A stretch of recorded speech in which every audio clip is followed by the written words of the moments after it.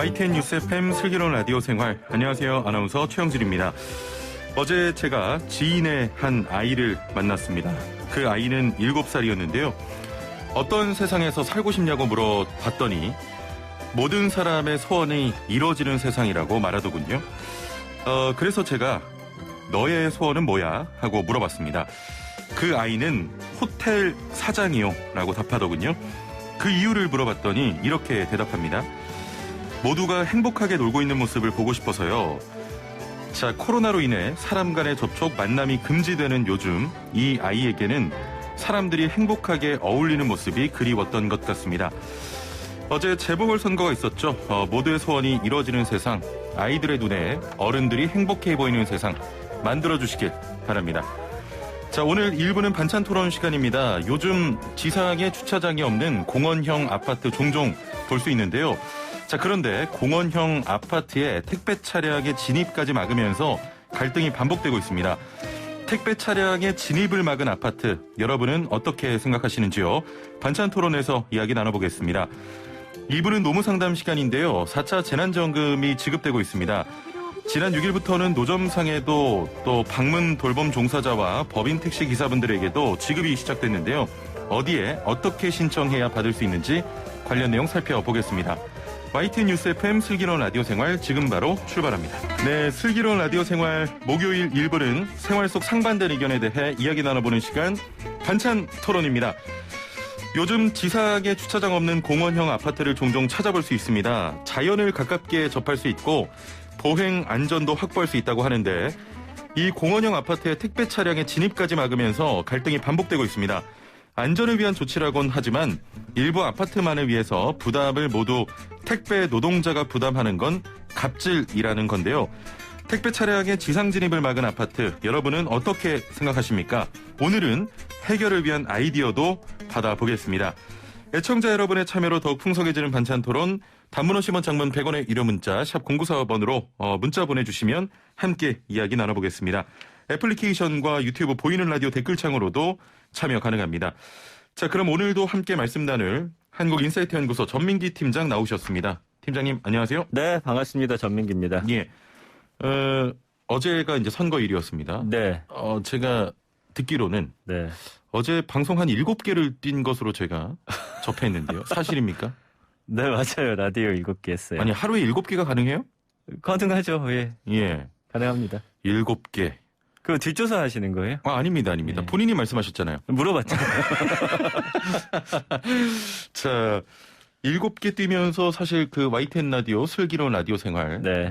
좀 반찬 토론의 준비가 조금 허술해지신 거 아닙니까? 그런 건 없습니다. 알겠습니다. 자, 그 팀장님께서는 택배를 받을 때 어디에 물건을 저는 받습니까? 무조건 집 앞에서 집 앞에? 받죠. 예. 예. 집 앞에. 받습니다. 그 뭐 메시지에 남겨놓습니까? 부재시에 뭐 집 앞에 놔달라. 예, 저는 무조건 부재시 집 앞에 좀 놓아주시기를 부탁드리고 있죠. 예. 코로나19 이후로 택배 문제를 더 자주 다루게 되는 것 같은데 그만큼 많은 사람들이 이용하기 때문이겠죠? 그렇죠. 그 한국통합물류협회 제공한 2020년도 그 국내 택배시장 실적 데이터 보니까 예. 작년에 국내 택배 물량이 총 33억 7천만 개였습니다. 1년 동안 어마어마하죠. 그 2019년 대비해서 5억 8,300만 개 증가했거든요. 예. 그러니까 코로나 영향이 반드시 있는 것 같아요. 그리고 2012년 이래 최대 증가폭이고 그 2018년에는 전년 대비 증감률이 9.6%, 2019년에 9.7%, 뭐 계속적으로 10% 가까이 늘고 있었는데 예. 작년에는 역시나 코로나 때문에 20.9%로 아주 폭발적으로 증가했거든요. 이야. 어마어마한 물량이죠. 33억 개니까요. 예. 택배 많이 이용하십니까? 많이 해요. 예. 자, 이렇게 물량이 많이 늘어났는데 택배 차량을 아파트 단지로 못 들어가게 막는 건 이 갑질 논란이 일어날 수밖에 없는 상황 아니겠습니까? 지금 최근에 이제 고덕동의 한 아파트 단지가 예. 지상으로 택배 차량 진입 못하게 막았어요. 예. 근데 문제는 뭐냐면 지하로도 들어갈 수 없다라는 것이었습니다. 이제 주거 단지 내 교통사고 막기 위해서 예. 지상에 차 없는 단지, 뭐 공원형 단지 이런 것들이 계속해서 늘어나고 있는 상황인데 예. 그 2000년대 초저 매연 문제 해결하고서 녹지 조성하고 단지 내 안전을 좀 강화한다라고 하면서 지상에 주차장 없는 아파트가 탄생했고 최근에 생긴 아파트들은 대부분 지상에 주차장이 없습니다. 예. 그래서 차가 오가던 공원에 뭐 녹지공원이라든지 보행도로 조성하고 단지 내에 좀 나무 같은 거 심으면서 조경을 더 가까이 보고 이런 것들 때문인데 예. 이제 문제는 뭐냐면 택배 차량뿐만 아니라 오토바이도 모든 차량 통행 금지에 포함이 되어 있고요. 이게 이제 그 작년에 제가 기억하는 게 아파트 단지 내에서 아이들이 다치는 사고도 몇 번 발생을 했었어요. 예. 지난달에도 놀이터에서 놀던 아이들 3명이 부상당했고 어제도 부산에서 보행도로 그 차도 구분 없는 단지에서 주차장에서 사고 발생해서 70대가 또 중상을 입기도 하고요. 예. 지금 교통사고 400만 건 중에 30만 건이 아파트 단지 안의 사고입니다. 그러니까 차와 이 사람의 사고 비중이 일반 도로가 한 20%가량인 반면에 예. 아파트 단지 내 사고가 50%여서 이 단지 내 사고가 좀 많기 때문에 못 가게 하는 건 좀 이해는 합니다만 예. 근데 이제 지상도 못 가고 지하도 못 가면 이게 좀 문제가 되는 거거든요. 아니 이게 네. 안전관리에 신경을 써야지 네. 택배 차량 진입을 아예 막아버리면 저도 그쵸. 기사를 많이 접했습니다만 네. 이게 택배 차량을 금지해버리니까 택배 기사님들이 손수레를 끌고 아파트 단지를 이렇게 돌더라고요. 맞아요. 퇴근이 한 3-4시간 정도 늦어지는. 오늘 아침 기사 보니까 3시간 정도 이제 늦어졌다. 그리고 예. 사실은 명절 같은 때 물량 몰리면 답이 없는 거예요. 그러니까요. 네. 아 이거 좀 해결책이 필요한데 네. 저는 또 우리 택배 기사님, 택시 기사님, 버스 네. 기사님을 늘 존중하고 예. 우대해드리는 슬기로운 라디오 생활 진행자이기 때문에 택배 기사님을 응원하는 편에 서서 좀 말씀을 드리고요. 개인적으로도 네. 이건 좀 잘못됐다고 생각을 하고 있습니다. 그러니까 저는 이제 아이를 키우고 있기 때문에 예.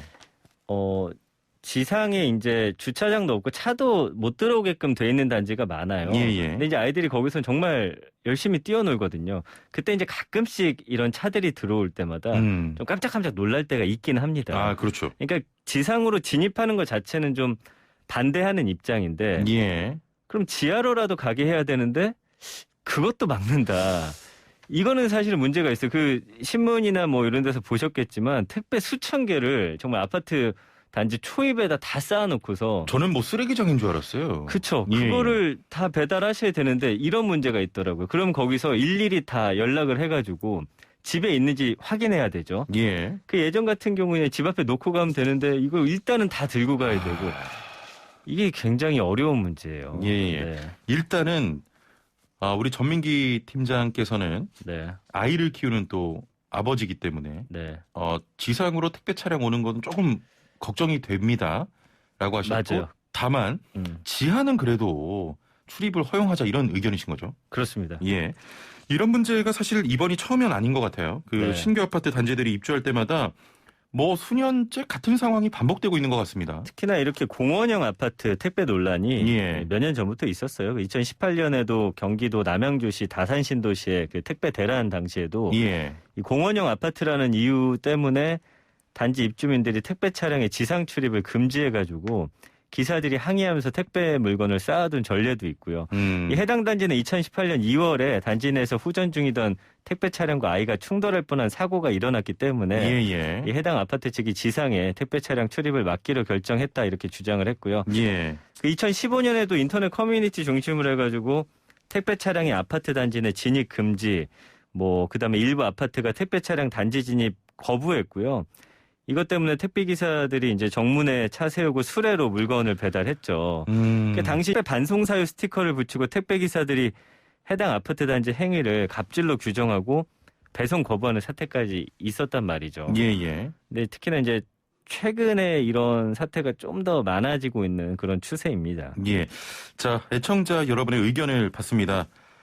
택배 차량의 아파트 진입 금지에 대해서 어떻게 생각하시는지 단문 50원 장문 100원의 유료 문자 샵 0945번으로 보내주시면 함께 이야기 나눠보겠습니다. 그 5757번님께서는 지하에도 택배차가 높아서 못 들어갑니다라고 하셨는데 그게 저도 문제예요. 그쵸. 네. 기사를 보니까 이 지하 주차장이 2.3m인가 그런데 거기 이제 택배 차량이 못 들어가는 거예요. 맞아요. 그래서 이 아파트 쪽에서는 택배 기사님께 너네 차량 개조해라.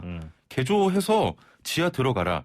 근데 이 비용을 택배 기사님들께서 부담을 해야 되는 거거든요. 그렇죠. 그거 예. 쉽지 않은 상황이에요. 그렇습니다. 지금 말씀해 주신 것 중에 2.3m는 뭐냐면은 그 2.7m예요. 탑차가 예, 예. 보통. 근데 2019년 이후 지어진 아파트들은 사실은 그 지하 주차장 높이를 2.7m 이상으로 특히 지상 공원형 아파트에 한해서는 이걸 의무화했기 때문에 문제가 없습니다. 그 전에 지어진 아파트가 문제네요. 그렇죠. 예. 근데 이제 이 이후 지어진 아파트들은 뭐 관련 문제 겪지 않을 걸로 보이는데 예. 법 시행 전에 공사계획 승인받은 아파트들은 여전히 뭐냐면 주차장 높이가 2.3m. 그러니까 택배 기사님들이 이용하는 차량의 높이가 2.5m 정도 되고요. 예. 냉장 기능 갖춘 탑차가 2.7m거든요. 들어갈 수가 없어요. 이거는 이게 지하로도 못 가면 지상으로도 못 가고. 그러니까요. 특히나 뭐 1000세대 이상의 큰 아파트 단지면 예. 이 끝에서 저쪽 끝까지 가는데 그 거리가 상당하거든요. 예. 그 굉장히 좀 어려운 문제가 아닌가 싶다라는 생각이 들고요. 그러다 보니까 이제 뭐 실버 택배가 도입이 됐는데 이게 이제 택배 차량이 아파트 단지까지 물건 싣고 오면은 인근 거주 노인들이 예. 전동 카트나 손수레로 단지 내 고객에게 택배 배송하는 서비스입니다.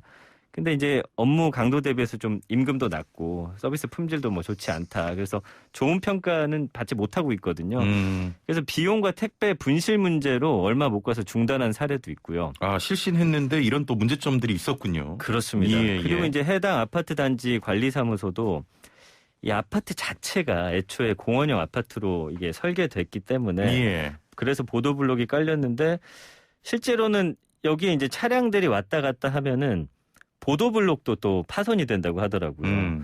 그러니까 이런 것도 막기 위함이고 지난해 9월부터 택배회사들한테 지상 출입 통제 방침 알리고 내용 증명까지 보냈다고 합니다. 예. 그래서 현행법상 이 일반 사유지로 도로 소유권이 아파트에 있기 때문에 택배 차량 진입 금지는 주민 안전을 위한 조치다 이렇게 이야기를 하는데 예.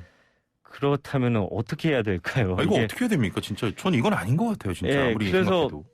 뭐 말씀드린 대로 2019년 이후의 아파트는 상관이 없습니다. 예. 그 전에 허가가 난 곳은 높이 때문에 지하로도 못 가고 지상으로도 못 가니까 이거 어떻게 할 거냐? 아니면 시간대를 정하든지 아니면 뭔가 지금 방법을 마련해야 그렇습니다. 되거든요. 방법이 필요합니다. 그런데 이제 주민들은 예. 시공 당시 계약 상황에 따르면 지상의 차가 다니지 않겠다라는 조건이 있었다는 거죠. 그리고 보도블록 훼손하고 위험성이 없는 아파트로 사실은 더 비싼 가격에 입주를 했는데 예. 이런 상황이 발생되면 불편하다는 거고 아이들과 갑자기 아이들이 뭐 옆에 붙어 있지 않잖아요. 막 뛰어다니고 할 때 예. 갑자기 어디선가 차가 나타날 때 그 공포감을 한번 맛보신 분들은 그것도 쉽지가 않아요. 그래서 이제 문제되는 단지는 택배 찾으러 입구까지 왕복 뭐 1km 가까이 예. 걸어야 하는 그런 동도 있기 때문에 불편하고요. 아파트에 항의하는 주민들도 일부 있다고 합니다. 열어줘라. 예. 본인도 좀 불편할 거 아니에요. 그럼요. 예. 확실히 어제 방송 7개를 하셔서 그런지 좀 피곤해 보이십니다. 전혀 그렇지 않습니다. 그렇습니다. 예, 그런 죄송합니다. 프레임 씌우지 마세요. 열심히 합니다. 예. 선거 끝냈는데 프레임이란다. 자, 지금 많은 의견도 들어오고 계신데요. 네. 뭐라고 말씀하시나요? 참 여러 의견들이 있습니다. 6587번님께서는 각 아파트별로 사람 고용해서 배송해주면 됩니다. 그런 것도 있습니다라고 네네. 하셨고요. 2047번님께서는 진입을 금지하는 건 좀 안 된다라고 하셨습니다. 자, 2018년에 문제가 됐던 다산 신도시 아파트의 경우 현재에도 택배기사들이 손수레를 끌고 배송을 하고 있습니다. 네. 결국 택배 노동자들이 피해를 입고 있다는 건데 2019년 이전에 지어진 아파트는 또 이런 문제가 예상이 됩니다. 방법을 찾아야 될 것 같아요. 찾아야 할 것 같아요. 초과 근무 더 한다고 생각하면 다들 좀 싫잖아요. 싫죠. 예. 그리고 이분들이 그동안 사실은 또 그 본인들의 쌓은 노하우가 있거든요. 이게 실을 때도 동별로 해가지고 쫙 꺼내서 예. 거기서 이제 아파트 쭉 올라갔다가 다음 동으로 옮겨가고 하시는데 그거 안 된다라고 생각해보세요. 직접 한다고 생각해보시면 저도 사실 아이는 키우지만 택배 기사님들 마음도 정말 100번 이해가 돼요. 워낙에 또 그 예. 택배 기사님들 마음을 잘 이해하시는 분 아닙니까? 그건 또 무슨 말이죠? 아니 늘 이렇게 걱정하시고 저한테 맞아요. 걱정돼요. 사담을 나누다 보면 예. 그래서 오늘 이제 미움받을 것 같아가지고 제가 보호 조치를 해드린 거예요. 그래요? 감사합니다. 예.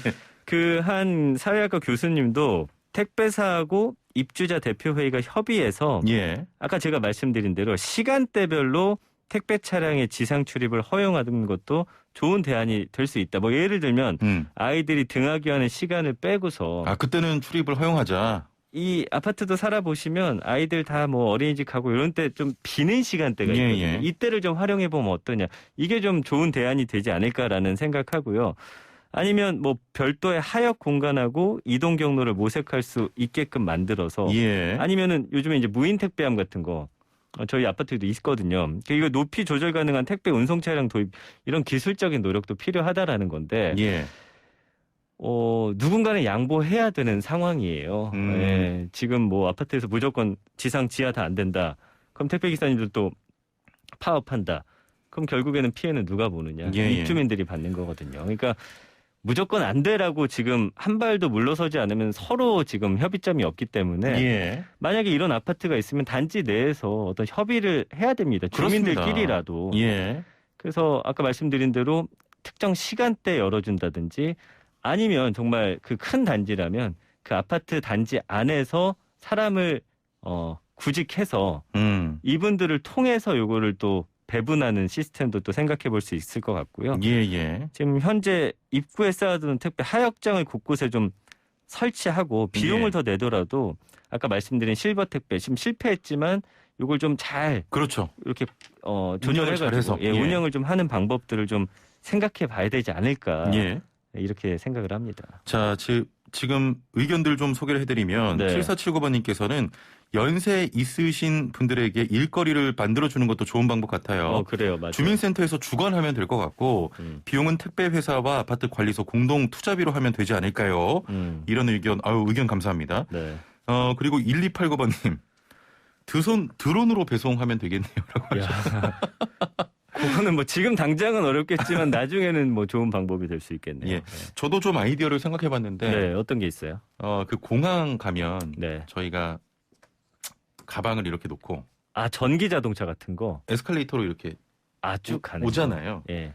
그 기계를 설치해서 입구에서 와. 택배를 놓고. 네네. 정말 비 오면 어떡할 거예요, 그 기계. 그 설치 비용이 더 들잖아요. 약간 흉물스러울 것 같은데. 알겠습니다. 네.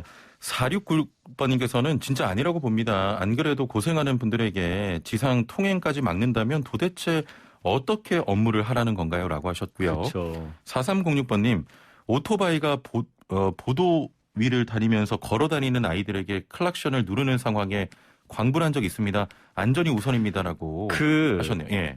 이런 게 진짜 위험해 보이는데 스쿨존 있잖아요.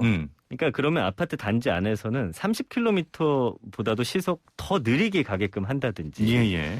아니면 그 단지 안에 왜 아까 공항 말씀하셨는데 공항에 가면 이제 다리 불편하신 분들이라든지 좀 몸 안 좋으신 분들 이렇게 태워가지고 다니는 작은 자동차 같은 거 있잖아요. 차라리 그런 걸로. 네, 그런 걸 좀 도입하면 어떨까라는 생각도 드는데. 근데 거기에는 짐이 적게 들어가지 않겠습니까? 그게 뭐 많이는 안 실리겠지만 적어도 한 동 분량 정도만 된다고 하면은 가능하지 않을까. 그리고 택배 회사별로 좀 이것도 좀 사실은 어려운 문제긴 한데 시간대를 조금 다르게 해서 좀 이런 걸 좀 활용할 수 있게끔 하는 방법을 좀 생각해 내야지. 그렇습니다. 서로 그냥 자기 주장만 하면 이거는 협의점이 없다고 봅니다. 아까 전에 탑차의 높이를 좀 낮춰라 이런 아파트 관리소 측의 입장인데 0777번님께서 탑차 높이를 낮춘다고 해도 문제입니다. 높이가 낮아지면 택배기사님들이 그 안에서 허리를 숙이고 작업해야 되는데 노동 강도가 엄청 세집니다라고 하셨거든요. 야, 그런 생각은 못했네요. 그럼요. 왜냐하면 낮아질수록 그 안에 높이가 낮기 때문에 그럼 그 안에서 짐 빼고 하시려면 허리를 굽히고 해야 되거든요. 제가 여기서 중요한 어떤 제 개인사를 하나 밝히면 제 PX병이었어요. 예, 되게 군생활 쉽게 하셨잖아요. 쉽지 않았어요. 그 탑차 같은 데 들어가면 거기서 물건 꺼내는 게 정말 어려운 일이에요. 그래서 저는 2인 1조를 했는데도 힘들었는데 대부분 택배기사님들이 혼자 하신단 말이에요. 그러니까 물품이 들어오면 트럭에서 꺼내서 옮기는 그런 일도 하셨나요? 했어요. 근데 어쨌든 그거 플러스 그 긴 거리를 또 이동하셔야 되는데 그 술에 담기는 양이 한정적이고 또 보도블록이 또 평평하지가 않아서 그 끌고 다니신 박스가 계속 떨어진단 말이에요. 맞아요. 이거 진짜 뭔가 굉장한 해결책이 문제가 필요한 있어서 아까 이제 무인 택배 말씀드렸는데 이거는 또 뭐냐면 초기 설치 비용이 비싸다는 거, 또 고장이 좀 자주 난다는 게 예. 입주자분들의 불만이고, 아까 말씀드린 대로 설 명절 같은 이렇게 택배량이 정말 말도 안 되게 급증하는 시기에는 이거 어떻게 할 거냐, 좀 문제가 시급해 보입니다. 예, 이런 문제 좀 아파트 관리소 측에서 네. 좀 양보해서 해결해 주셨으면 좋겠고요. 자, 택배기사님들의 생생한 현장 사연도 기다립니다. 오늘 택배기사님들의 의견이 굉장히 많이 들어왔습니다. 6587번님, 택배기사입니다. 택배차 진입 금지라면 이사 차량도 막아야지 않나요? 그렇죠. 밖에 차 세우고 배송하면 이게 또 문제거든요. 딱지가 또 떼어집니다. 네. 정말 밑을 노르십니다라고 하셨고요. 딱지까지 끊는군요. 그렇죠. 예. 자, 계속 차량 개조 얘기가 나와서 말인데 네. 일단은 그 트럭을 또 택배 기사님께서 구입을 하면 한 5, 6년 동안은 할부 갚는데 또 그럼요. 힘들어요. 이거 개조까지 하면 택배 기사님들 부담이 더 가중되는 거예요. 그건 이거는. 절대 안 되는 것 같고요. 예. 아니면 아파트에 정말 커다란 보관소를 이도저도 싫다 하면은 만들어 주시고 거기서 이제 동별로 분류해 놓으면 입주민들이 직접 가서 찾아가는 그런 방법밖에 없을 것 같아요. 그건 또 입주민들이 또 싫어하실 거예요. 그러니까요. 누군가 양보해야죠. 그렇습니다. 예. 자, 오늘도 그 상식 퀴즈가 있는데 담당 PD가 꼭 전민기 팀장 있을 때 이 퀴즈를 내라고. 근데 문제는 뭐냐면 저한테는 그 퀴즈에 문제와 정답이 없기 때문에 힌트를 내주라고 또 갑자기 말할 거잖아요. 예. 그게 좀 부담이 됩니다. 오늘 문제 굉장히 쉽네요. 그거 한번 들어볼게요. 예. 자, 본격 문자창 CPR 프로젝트 슬라생 오늘의 상식 퀴즈. 자, 당신은 오늘 어제보다 더 똑똑해집니다. 퀴즈 정답 맞추신 분들 중 추첨을 통해 상품을 보내드리고 있으니까요. 퀴즈 잘 듣고 맞춰주시길 바랍니다. 자, 그럼 문제 나갑니다.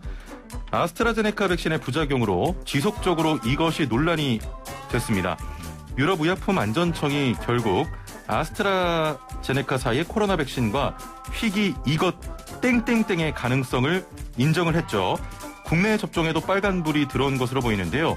이것은 혈관 속에서 피가 굳어진 덩어리, 흔히 피떡이라고 부르는 이것에 의해 생기는 질환을 말합니다.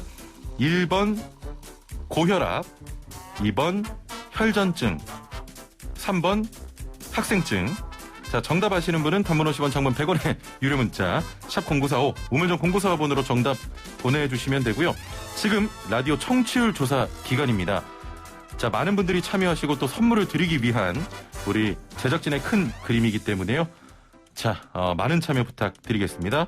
단문 50원, 장문 100원의 유료 문자 샵 0945번, 또 스마트폰 YTN 라디오 애플리케이션 정답 보내주시면 되겠습니다. 자, 선물 소개해드리죠. 정직한 건강식품 전문점 백세라이프에서 활력소 치명 청심단 3천 선물 세트와 로얄 아르간 커넬 오일 선물 세트, 영화 드라마 예능 다큐멘터리 애니메이션을 무제한 감상할 수 있는 왓챠에서 프리미엄 1개월 이용권, 요리하는 천하장사 박강덕의 감칠맛 나는 국물 해물디포리 다시팩, 88년 전통의 이탈리아 명품 커피 일리커피에서 프리미엄 스틱 원두커피 세트, 해썹 인증받은 7분 밀키트 1000명 시식평가단이 만든 은큼 떡볶이에서 떡볶이 키트 3팩, 착한 세제를 만드는 소다스쿨에서 베이킹소다 선물 세트를 드립니다. 많은 참여 부탁드리고요. 팀장님, 힌트 가능하시겠습니까? 이제 피가 힌트가 될 것 같아요. 이제 수혈 같은 것처럼 요 한 글자가 들어가지 않을까 싶습니다. 예, 저 매주 기대를 합니다만 참 뭐랄까요? 이건 뭐 이렇게 쉬운 거 어떻게 더 힌트를 드려요? 좀 재밌는 어떤 힌트를 다음 주에는 부탁을 좀 드리겠습니다. 그럼 좀 질문을 먼저 저도 알려주세요. 준비 좀 하게. 이게 분위기가 좀 가라앉다가 끝나니까. 자, 전민기 팀장님 뭐 서두에도 말씀드렸지만 어제도 방송 7개 했고 평균적으로 보니까 종합해보니까 20개 정도 방송하시는 걸로 제가 알고 있는데 아니에요. 만약에 전화 받으면 라디오 뭐 듣고 있냐고 전화 받으시면 뭐라고 하실 겁니까? 일단 받은 적은 없는데. 본유부입니까? 아니, 제가 이번에는 슬기로운 라디오 생활 반드시 이야기하겠습니다. 약속드릴게요. 지금까지 안 했네. 아니, 받은 적이 없어요, 전화를. 예. 알겠습니다. 자, 오늘 말씀 여기까지 듣겠습니다. 감사합니다. 고맙습니다. 예, 지금까지 한국인사이트연구소 전민기 팀장과 함께했습니다. 네, 어제 그 YTN 라디오 뉴스 정면 승부에서는 청취율 조사 받았다는 분들이 속출하던데 슬기로운 라디오 생활 애청자분들 중에는 청취율 전화 받으신 분이 없는지 제보를 좀 부탁드리겠습니다. 그런 분이 없어서 제가 좀 침울해 있는 상황인데 혹시 전화 받으신 분 있으시면 제보해 주시면 감사하겠습니다. 자, 1부는 여기서 마치고요. 2부 노무상담 준비되어 있습니다. 57분 날씨와 교통정보 듣고 2부에서 뵙죠. 슬기로운 라디오 생활 2부 생활에 도움이 되는 숫자 뉴스로 시작합니다. 먼저 첫 번째 숫자는 10입니다. 어제 4.7 재보궐선거는 56.8%의 투표율을 기록하면서 막을 내렸습니다. 서울과 부산 모두 국민의힘이 모든 지역구에서 싹쓸이를 하면서 압승을 거뒀는데요. 이로써 국민의힘이 10년 만에 서울시장을 탈환했습니다. 4.15 총선에서 여권에 180석을 몰아줬던 민심이 1년 만에 정권 심판으로 돌아서면서 180도로 돌아서는 결과를 가져왔습니다.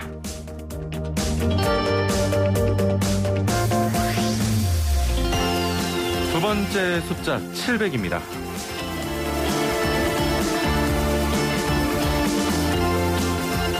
코로나19 확산세가 점점 거세지면서 4차 유행이 현실화되는 것 아니냐는 우려가 커지고 있습니다. 어제 코로나19 확진자가 89일 만에 가장 큰 규모인 668명으로 증가했는데요. 오늘 신규 확진자는 700명으로 나타났습니다. 한편 정부는 내일 있을 새 거리두기 기준 발표를 앞두고 일각에서는 정부가 거리두기 단계를 격상하거나 그에 준하게 방역 조치를 강화할 것이라고 관측했습니다. 세 번째 숫자는 60입니다. 방역당국이 아스트라제네카 백신의 60세 미만 접종을 한시적으로 보류했습니다. 오늘과 내일 차례대로 접종 예정이었던 특수교육과 보육, 보건교사, 어린이집 간호인력과 장애인 시설 등의 입소자, 종사자에 대한 접종 일정도 연기됐습니다. 지금까지 생활에 도움이 되는 숫자 뉴스였습니다.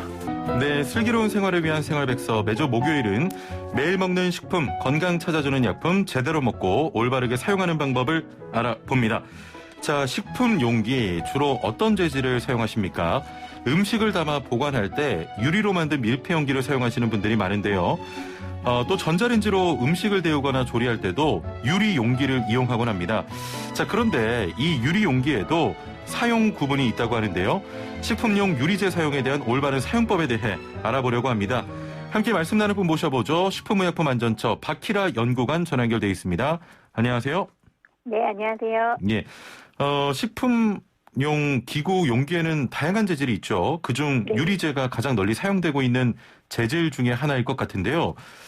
식품 기구 용기 중 유리제는 어떻게 만들어지고 주로 어떤 용도로 만들어집니까? 네, 말씀하신 것처럼 식품용 기구 용기 재질 중에 가장 많이 사용되는 것 중에 하나가 유리제입니다. 예. 유리제는 일반적으로 모래, 즉 규사를 주 원료로 해서 탄산나트륨, 탄산, 칼슘 등을 혼합해서 약 1500도 정도의 고온에서 녹이고 냉각시켜서 제조하게 됩니다. 예. 특징으로는 이제 유리제는 깨지기 쉬운 단점이 있기는 하지만 물이나 산을 함유한 식품을 보관해도 부식되거나 반응하지 않기 때문에 주로 컵, 접시 등과 같은 식기류라든지 예. 또한 주스나 잼 등의 식품 용기로 다양하게 활용이 되고 있습니다. 예. 말씀하신 대로 정말 다양하게 활용이 되는데 유리제도 사용 목적에 따라 구분된다고 하던데요. 어떻게 구분이 되는 겁니까? 네, 유리제는 크게 이제 일반 유리제, 가열조리용 유리제, 그리고 크리스탈 유리제 등으로 구분을 할 수가 있습니다. 예. 일반 유리제는 규사 위에 이제 산화칼슘 등을 넣어서 제조된 것으로서 일반적인 식기류 등을 만들 때 사용이 되고요.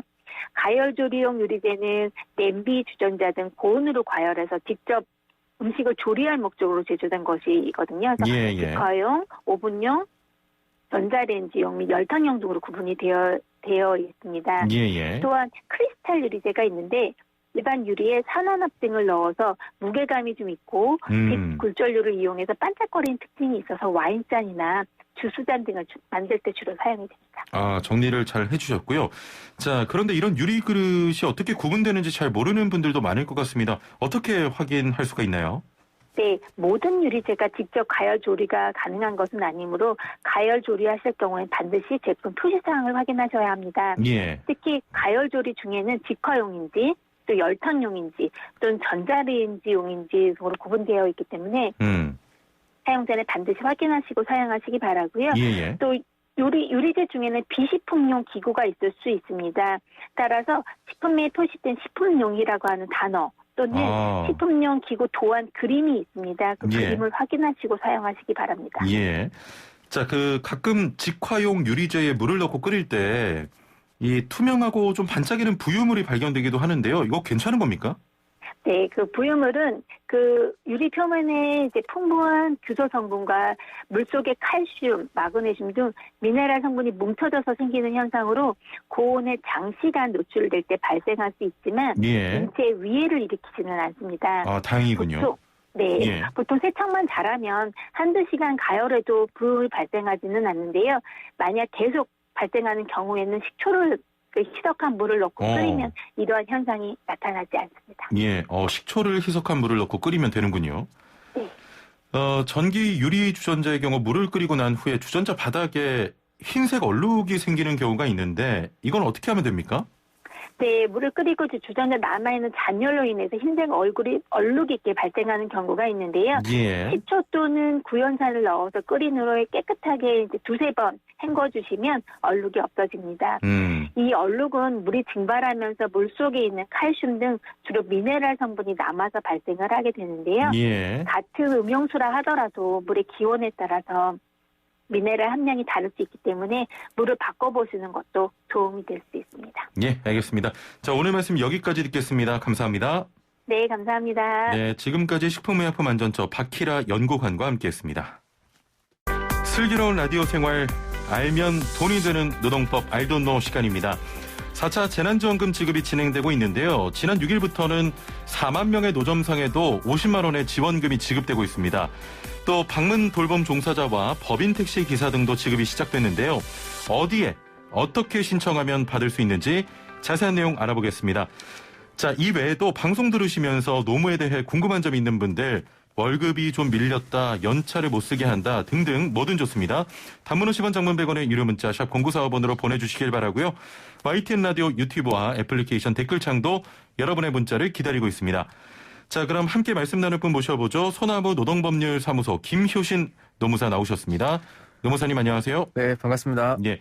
자, 오늘도 역시 퀴즈를 좀 드릴 텐데요. 퀴즈 네. 잘 들으시고 네. 아주 신박하고 멋지고 화려하고 좋고 그런 힌트를 부탁드리겠습니다. 네. 자, 슬라생 오늘의 상식 퀴즈.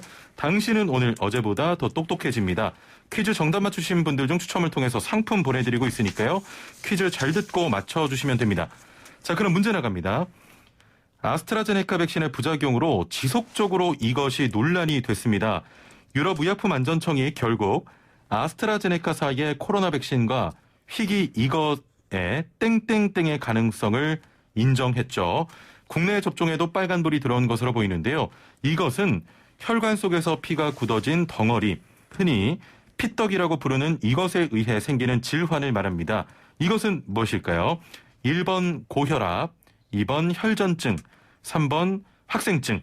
자, 정답 아시는 분은 단문 50원, 장문 100원의 유료 문자 샵 0945번, 우물정 0945번으로 보내주시길 바라고요. 추첨을 통해서 지금 라디오 청취율 기간입니다. 추첨을 통해서 선물도 드리도록 하겠습니다. 자, 노무사님 혹시 힌트가 가능하시겠습니까? 아, 이건 뭐 힌트 안 드려도 다 아실 것 같은데요. 이건 뭐 피 얘기 하셨으니까 예. 예, 피가 들어가 있는 거 있잖아요. 그게 2번에서. 예. 피혈. 네. 1부, 2부 힌트가 너무 똑같네요. 예. 아, 너무 쉬운데요, 진짜. 근데 네. 제가 기대하는 건 쉬운 문제라고 해서 네. 뭐 힌트를 그냥 넘어가는 게 아니라 쉬운 문제라도 아주 재미있는 힌트를 요하는 거거든요. 숙제를 내주시면 제가 좀 공부를 좀 해오겠습니다. 이제 앞으로. 일부랑 똑같은 말씀하시네. 네.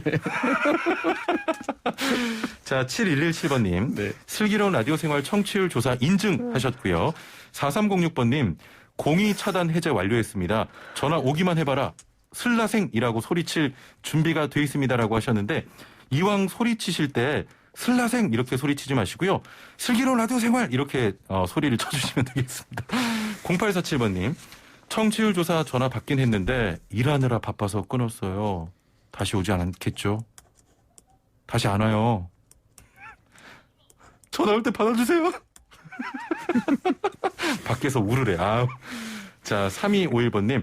형진 아나운서 오늘 상품 소개 발음 멋졌습니다라고 하셨는데 제작진이 또 저에게 갑질 요청을 했습니다. 내일부터 그 선물 소개할 때 몇 초 내에 끊을 수 있는지 한번 해보자고. 예, 저 더 빨리 할 수 있는데요. 내일 래퍼 형진 보여드리겠습니다. 자, 퀴즈 좀 여담이 길었는데요. 말씀드렸던 것처럼 4차 재난지원금 지급이 지금 시작이 됐고 노점상 하시는 분들에게도 그 1인당 50만 원의 지원이 시작이 됩니다. 네. 4만 명에게 지원된다고 하는데 어떤 분들에게 지원이 되는 겁니까? 네, 뭐 다 지원되시는 건 아니고요. 예. 그 원래 1월 1일 이전에 이제 노점상을 하고 계셨어야 되고, 근데 이 노점상을 하고 계시는데 그 우리 상인회에 가입돼 있다거나 아니면 뭐 영업 신고가 돼 있다거나 도로 점령 허가가 있다거나 뭐 예. 시설 이용료 납부한다거나 지자체에서 관리하고 있던 노점상 분들이 있어요. 예. 이분들 대상으로 해서 3월 1일 이후에 사업자 등록을 신청하시고 하신 분 노점상 분들에게만 지원이 된답니다. 아, 그렇군요. 네. 사실 이 4차 재난지원금에 노점상을 포함하면서 약간 논란도 있었거든요. 네, 그렇죠. 예. 네. 그런 부분에는 좀 문제가 없을 것으로 보이십니까? 아, 그건 조금 더 사실 다들 어려우시니까 예. 좀 넓은 아량으로 좀 이해해 주셨으면 좋겠어요. 그리고 이 노점상 분들을 이제 우리가 제도권 안으로 끌어들여서 사업자 등록을 하시도록 만드니까 예. 예, 그런 점에서는 좀 이해를 했으면 좋겠습니다. 그렇습니다. 그래서, 네. 예. 자, 그러면 신청은 언제까지 어디로 해야 되는 겁니까? 아, 제출 서류가 있다면 함께 또 소개해 주시죠. 예, 4월 6일부터입니다. 4월 6일부터 6월 30일까지고요. 예. 주민등록지 시군구청 방문 접수가 원칙이세요. 아. 예, 그래서 지원금을 언제 받으시냐 신청하시면 그 해당 기간에 뭐 격주 또는 월별로 이제 지급할 예정이라고 하고요. 예. 제출 서류가 있는데 주민등록 초본, 그다음에 통장 사본, 그다음에 사업자 등록증 하시면 세무서에서 바로 사업자 등록 신청하시면 사업자 등록증 바로 나눠주거든요. 예, 예. 그거 구비하셔야 되고요. 노점상 확인서가 필요해요. 요거는 이제 상인회에 가입되신 분들은 상인회에서 비치해놓고 아니면 방문하시는 지자체에서 바로 발급받으실 수 있으니까요. 예. 예.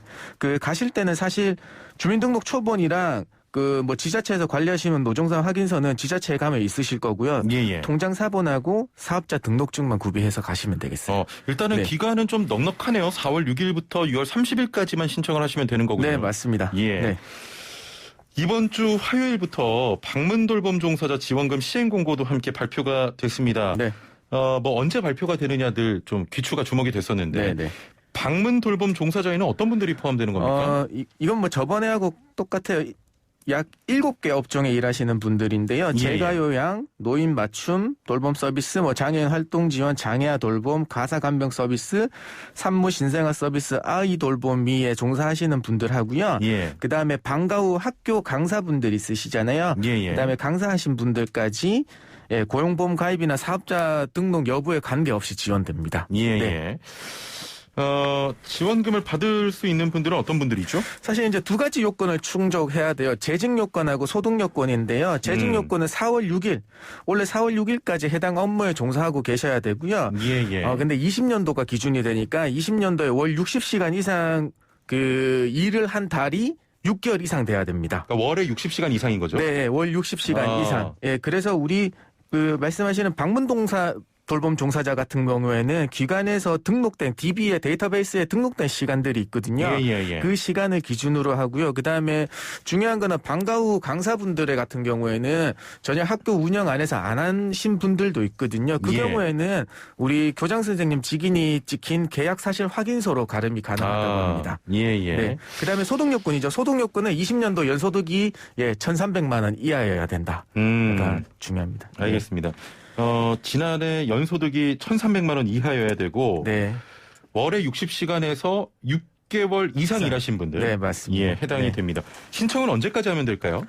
신청은 4월 12일부터 23일까지 예, 금요일까지 6시까지고요. 온라인 어. 신청이 원칙입니다. 예. 그리고 그다음에 모바일로도 안 되고요. 이거는 PC로만 신청이 가능해요. 아, 예, PC로만. 그래서 이제 다들 이제 헷갈리시는 분들이 이제 그 주소도 안 나와 있고 하니까 사실 이제 포털 검색창에 들어가셔가지고 예. 방문 돌봄 종사자 지원금을 치시면 되거든요. 예, 예. 그 지원금 치셔서 들어가시면 최상단에 근로복지 서비스 이렇게 나와요. 예. 거기 클릭하셔서 들어가시면 바로 신청을 하실 수 있습니다. 이 부분 네. 잘 아셔야겠네요. 네네. PC로만. 네, PC로만 되고요. 그렇습니다. 포털창에 방문 돌봄 종사자 지원금이라고 쳐보시면 돼요. 예. 제가 어제 그렇게 쳐서 들어가니까 최상단에 거기 홈페이지 주소가 나오면서 거기 찍고 들어가시면 되거든요. 예. 근데 온라인이 안 되시는 분들이 있잖아요. 그렇죠. 그런 분 같은 경우에는 본인 인증 수단, 그러니까 뭐 공동 인증서나 본인 명의 휴대폰 가지시고 근로복지공단에 가시면 그 온라인으로 신청하시는 걸 도와드린다고 합니다. 예. 네. 일단 신청 기간은 4월 12일부터 23일까지입니다. 네, 맞습니다. 이렇게 신청하면 지원금 언제부터 받게 됩니까? 심사를 해서요. 다음 달 17일부터 지급할 예정이라고 합니다. 예. 네. 이번에도 법인 택시 기사를 대상으로 한 고용안정 지원금도 지급이 된다면서요? 네, 맞습니다. 이분도 이제 계속 3차 지원금이죠. 이번에 세 번째 나가는 건데요. 2월 1일 이전에 입사하셔가지고 4월 2일까지 계속 근무하신 법인 택시 기사분들한테 1인당 70만 원을 일시에 지급한다고 합니다. 예. 그래서 이것도 뭐 지원 전년 계속 마찬가지로 8만 명 예상하고 있습니다. 네. 8만 명. 네. 자, 지금이 3차 지원이죠. 네, 맞습니다. 1차, 2차 때 지원받으신 분들도 지원받을 수 있는 겁니까? 네, 맞습니다. 2월 1일 입사해서 2월 1일 이전에 입사하신 분들이 예. 4월 2일 날 지원하고 근무 계속하고 계시면 돼요. 그리고 이게 더 중요한 건 원래는 소득 감소 요건이 있잖아요. 예. 매출이 줄어들어야 된다. 법인 매출이 줄어들거나 개인 기사분들이 매출이 줄어들어야 된다고 하는데요. 1, 2차 받으신 분들은 줄어드는 거를 그냥 확정해서 바로 지원한다고 합니다. 네, 그래서 크게 1, 2차 받으신 분들은 재직하고 계신다면 크게 걱정하실 거는 없어요. 예. 네. 자, 가족 돌봄 비용 긴급 지원금도 설명을 해주세요. 대상이 어떻게 됩니까? 사실 가족 돌봄 지원금은 작년에 있다가 올해는 예산 편성이 안 됐었죠. 예, 그런데 코로나가 계속 확산 추세에 있으니까 긴급 예산을 배정을 해서 올해 1월 1일부터 가족 돌봄 휴가 쓰신 분들한테 1일 5만 원씩 최대 10일에 대해서 지원하게 되는 거거든요. 결국에는 50만 원이죠. 그래서 신청은 4월 5일부터 12월 10일까지 신청하면 됩니다. 그런데 이게 한시지원금이다가 보니까 그냥 쓰시고 나서 바로바로 신청해서 받으셔야 될 것 같아요. 이제 나중에 예산이 다 조기에 소진되면 나중에 신청하시면 못 받는 경우도 생길 것 같거든요. 소진되면 못 받을 수도 있습니까? 네네. 그래서 사용하시면 바로 쓰신다. 왜냐하면 지금 하반기 때 되면 우리 이제 백신 그렇죠. 다 접종하게 돼 있잖아요. 그러니까 그때보다는 상반기에 쓰시면 바로바로 신청하셨으면 좋겠어요. 네. 알겠습니다. 네. 자, 지금 상담도 많이 들어오고 있어서요. 상담 풀어보도록 하겠습니다. 9559번님. 출퇴근 시 교통사고로 다쳤을 때 산재로 해야 할지 차량 보험으로 처리해야 할지 어떤 게 유리한지 궁금합니다. 얼마 전 라디오 공익 광고 들어보니까 근로복지공단에 바로 연락하라고 하던데 근로자 입장에선 참 힘든 문제입니다라고 하셨거든요. 힘든 점이 어떤 점인지 모르겠지만 출퇴근할 때 통상의 경로로 사고 난 부분에 대해서는 당연히 출퇴근 재해가 산업재해가 인정이 되거든요. 그래서 저는 사실 실무적으로 이렇게 말씀드려요. 경미한 부상이다, 후유증이 안 남는 교통사고이다 같으면은 그냥 우리 차 보험으로 처리를 해주시고요. 근데 조금 더 큰 사고고 후유증이 많이 남을 것 같고 좀 불안하다고 하시면은 산재로 신청하는 게 맞아요. 왜냐하면 산재는 휴업수당도 나오시고 병원비도 나오고 그 다음에 장애가 생기면 장애에 대한 수당까지 나오거든요. 그래서 이런 걸 고려해서 선택하셔야 되지. 번거롭고 이런 거를 따지시는 건 아닌 것 같습니다. 그러니까 사고의 경중으로 후유증의 경중으로 따지시는 게 좋다. 크게 하시면요 산재가 훨씬 유리해요. 그렇군요. 오늘 굉장히 시원하게 답변하시는데요. 오랜만에. 요게 어제 상담이 개인 상담으로 요걸 물어보시는 분이 있어요. 그분은 아니신 것 같은데요. 네. 어쩐지 오늘 굉장히 시원하게 답변이 술술 나옵니다. 좀 전문가 같았죠. 워낙 또 답변을 잘 해주시니까. 자, 0214번님. 슬기로운 라디오 생활 잘 듣고 있습니다. 청취율 조사 오면 콜 하시면서 저는 연차에 대해 여쭤보려고 합니다. 5개는 강제로 단체에 사용하고요. 나머지에서 다 못 쓰면 남은 연차 중에 5개만 주고 나머지는 소멸합니다. 이렇게 해도 되는 건가요? 라고 하셨거든요. 네, 안 됩니다. 첫 번째 먼저 설명드리죠. 5일을 단체 사용하신다고 하잖아요. 요거는 사실상 우리 근로자 대표하고 회사하고의 합의만 있으면 내 의사와 상관없이 연차 대체를 하실 수 있어요. 5일은. 그러니까 요거는 근로자 대표 합의만 있으면 유효한 겁니다. 그다음에 나머지 일수에 대해서 만약에 10일이 남았는데 5일 사용하고 그 오일은 소멸된다는 말씀이시잖아요. 예, 예. 근데 강제로 소멸시키는 건 있을 수가 없어요. 그 적법한 연차 사용 촉진을 한 다음에 소멸시키는 거는 가능하지만은 예. 그냥 10개 남았는데 그러면 5개는 쓰고 5개는 남은 거는 돈으로 보상 안 한다? 예, 그거는 법에서는 그렇게 정하고 있지 않습니다. 그거는 예. 소멸시킨 거는 당연히 연차 수당으로 받아야 되지만 안 준 거니까 그렇죠. 예, 그 임금 체불에 해당되는 거예요. 예. 요거는 임금 체불은 3년까지 청구할 수 있다. 예. 까지 말씀드리겠습니다. 혹시 이런 질문도 어제 또 상담을 하신 겁니까? 오늘 이거는 굉장히 시원한데. 어제가 아니에요. 이거는 그냥 네. 뭐 매번 들어와요. 똑같아요. 예. 오늘 뭔가 왜 이렇게 자신감 있어 보이지? 뭐 좋은 일 있으십니까? 요즘에 컨디션이 좀 좋아졌어요. 네. 알겠습니다. 네.